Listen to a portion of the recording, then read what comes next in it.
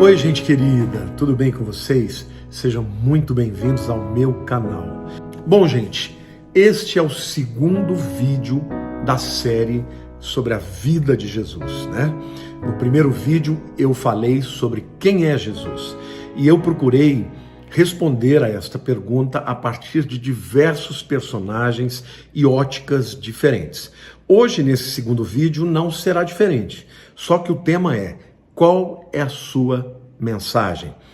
E a gente vai, então, mais uma vez, procurar responder essa pergunta a partir de óticas diferentes. Eu espero que você goste e, se você gostar, compartilha, tá bom? Então vamos lá.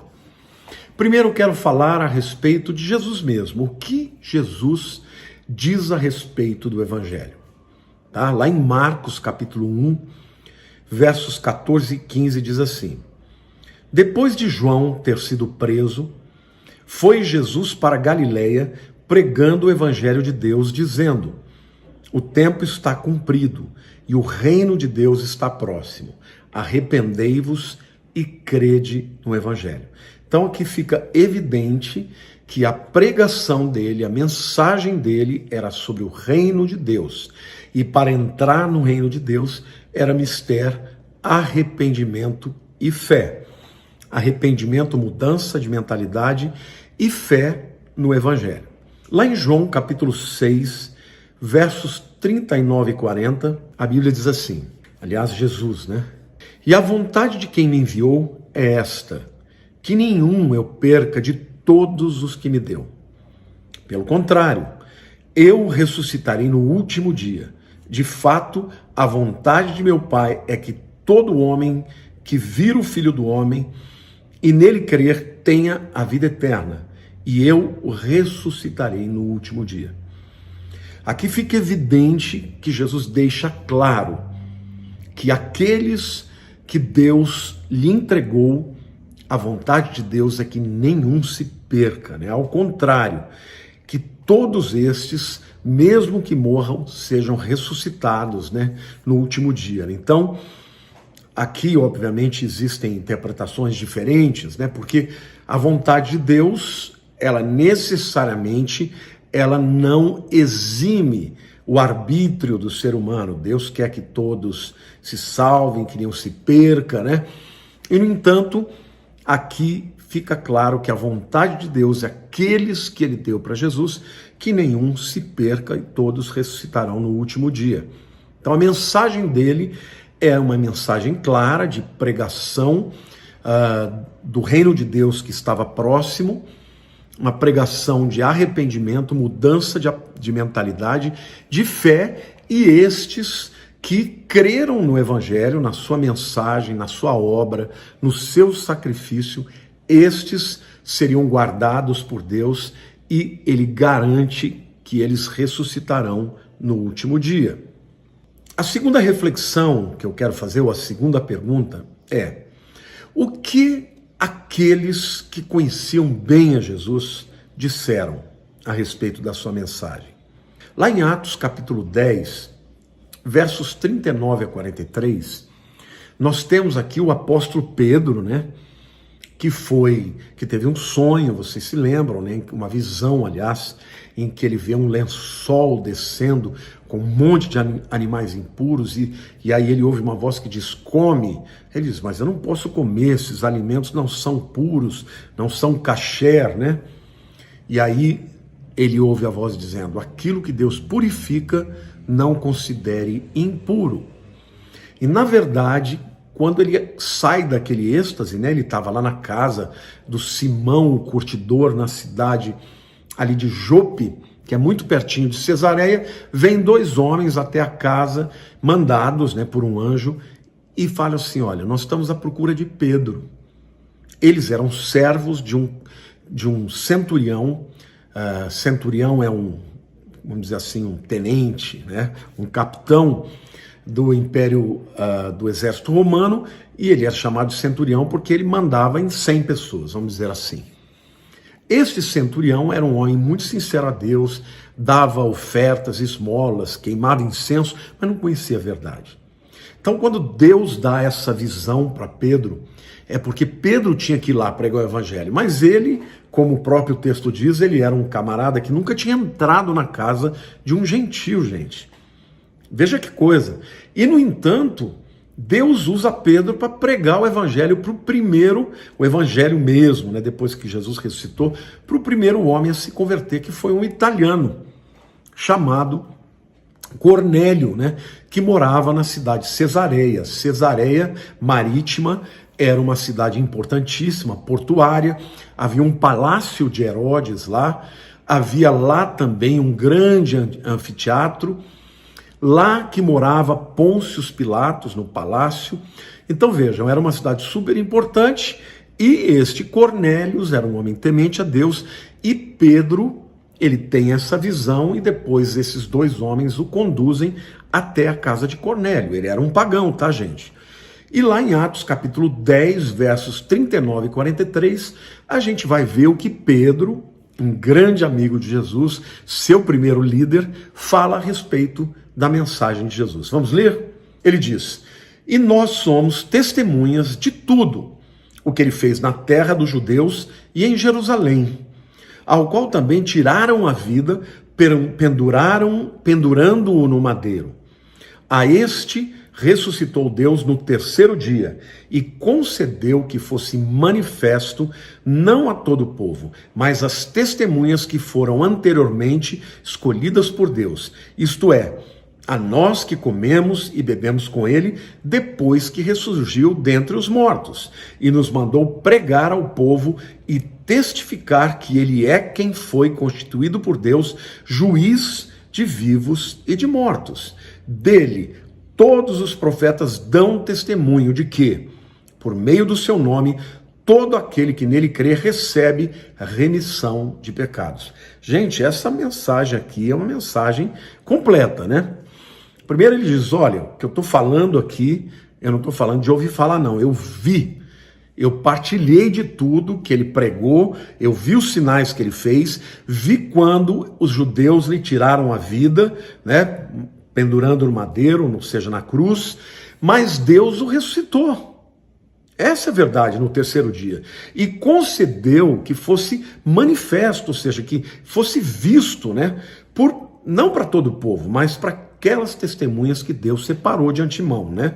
E aí ele diz, a partir daí ele nos manda pregar o evangelho, né? Então o tema deste vídeo é o que foi que ele falou, o que ele pregou. Aqui nós vemos claramente, nos mandou pregar ao povo e testificar, primeiro, que ele é quem foi constituído por Deus, juiz de vivos e mortos, tá?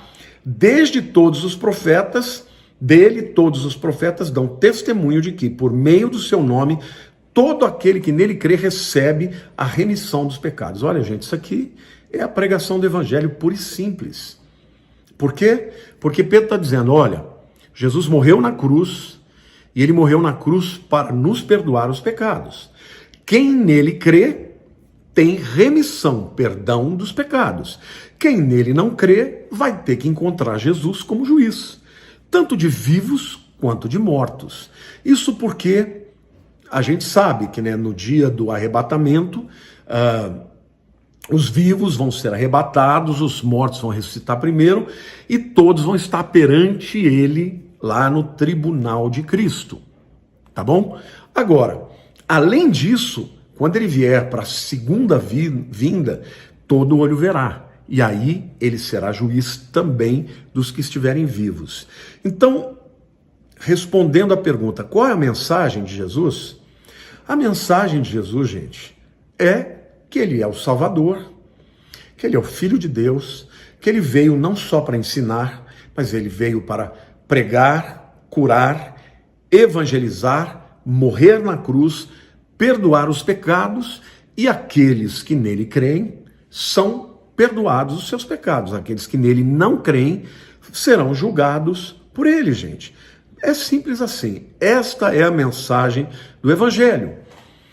E quando ele mesmo fala, arrependei-vos, porque está próximo o reino de Deus, por quê?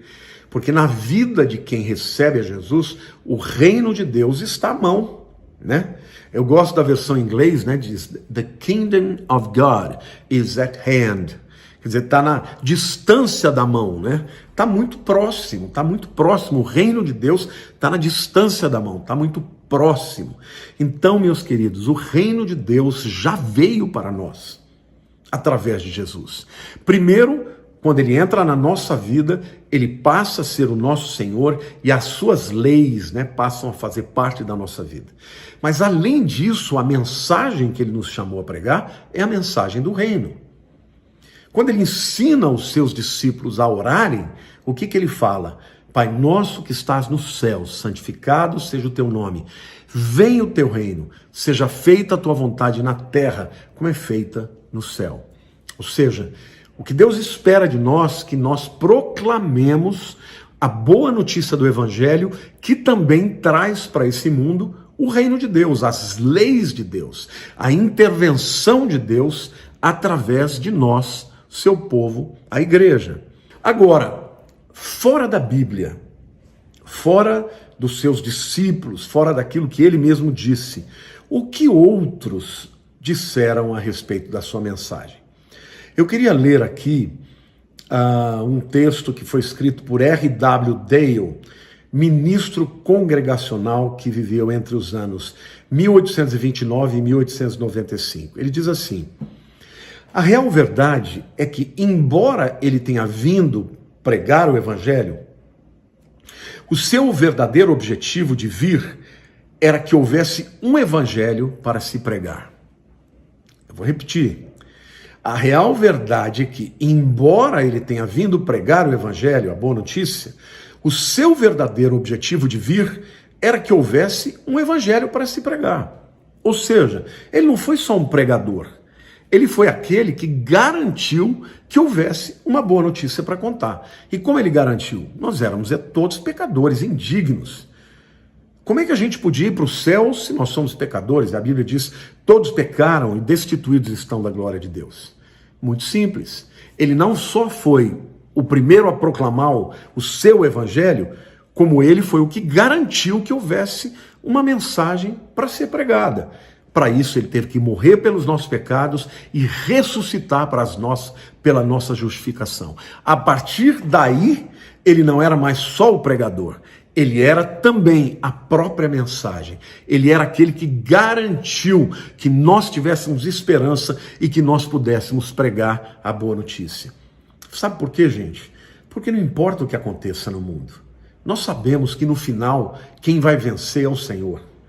Não importa que o mundo esteja um caos, é claro que a gente fica triste, abatido, chora junto com as pessoas, né? Temos tristeza, e o próprio Jesus tinha tristeza quando ele orou para Jerusalém. Mas, quando eu digo que não importa, está sacramentado, é definitivo. No final vai dar tudo certo, ele vai vencer e todos que nele creram vão estar com ele para a eternidade. Então, a palavra, né, desse reverendo Dale, ministro congregacional, é linda, né? Ele não veio só pregar o evangelho, ele veio garantir que houvesse um evangelho para pregar. Adorei, gente, adorei. Quero citar uma outra frase falando de Cristo e da sua mensagem, de um grande teólogo chamado Karl Barth, tá? Esse teólogo viveu entre os anos 1886 e 1968. Ele diz assim: Jesus não dá receitas que mostram o caminho para Deus, como as outras religiões ou mestres fazem. Ele mesmo é o caminho. Uau! Eu vou ler de novo. Jesus não dá receitas que mostram o caminho para Deus, como as outras religiões ou mestres fazem. Ele mesmo é o caminho. Não é lindo isso? Isso significa que Jesus não fala assim, ó, vai por ali que você vai chegar até Deus. Não. Ele não faz nada disso. Ele não vai te mandar seguir um caminho que ele mesmo não tenha trilhado. Aliás, quando ele diz assim, eu sou o caminho, a verdade e a vida, ninguém vem ao Pai senão por mim, fica evidente uma coisa, que na verdade, para você ir ao Pai, você tem que ir a Ele primeiro e juntos vocês vão ao Pai. Então, a sua mensagem não é faça isso. A sua mensagem é, eu fiz e vou ajudar vocês a fazerem. Eu ando este caminho e vou levar vocês juntamente comigo. Ele é tanto aquele que vai adiante de nós, quanto aquele que está na nossa retaguarda. Ele é o autor e o consumador da nossa fé. Ele é o princípio e o fim, né? A origem e o destino. Ele é o Salvador e Ele é o Senhor. Não é maravilhoso, gente? E quando Ele fala, ninguém vem ao Pai senão por mim, isso significa que quando você chega a Ele, porque Ele está em todo lugar, né? Ele é onipresente, Ele te levará para o Pai. Ele não manda você ir para o Pai, porque Ele já está com o Pai. Então Ele fala, você vem a mim, né? E nós vamos juntos ao Pai. Eu amo aquele versículo bíblico que muita gente conhece, que é: vinde a mim, todos vós que estáis cansados e sobrecarregados, e eu vos aliviarei. Tomai o meu jugo, que é leve e suave, e aprendei de mim, que sou manso e humilde de coração, e achareis descanso para as vossas almas. Todas as outras religiões, gente, apontam caminhos, regras, que são praticamente impossíveis de serem cumpridas. E gera uma frustração. No caso de Jesus, não. A lei que ele cumpriu, ele mesmo sabe que é impossível de cumpri-la. Então ele cumpriu a lei para que nós, pela graça, pudéssemos ter acesso ao Pai. Não pelos nossos méritos, mas pelos dele. Então a mensagem de Jesus, como diz o Calbart, não é vá para lá. A mensagem é, vamos lá, ou vá para lá através de mim, né? Por meio de mim, né? É maravilhoso isso. Depoimento, né, a respeito da mensagem de Jesus, que eu amo, é de Catherine Booth, que é a cofundadora do Exército da Salvação, que viveu entre os anos 1829 e 1890. Ela diz assim, né? O Evangelho que representa Jesus Cristo não o apresenta como um sistema de verdade a ser recebido na mente, como eu receberia um sistema filosófico ou astronômico. Ao contrário, o Evangelho o apresenta como uma pessoa real, o poderoso Salvador que pode salvar a mim. Lindo isso também, né? O que ela está dizendo? Que o Evangelho não é uma teoria, não é uma filosofia, né? Não é uma verdade, um arquétipo, né, filosófico. Não.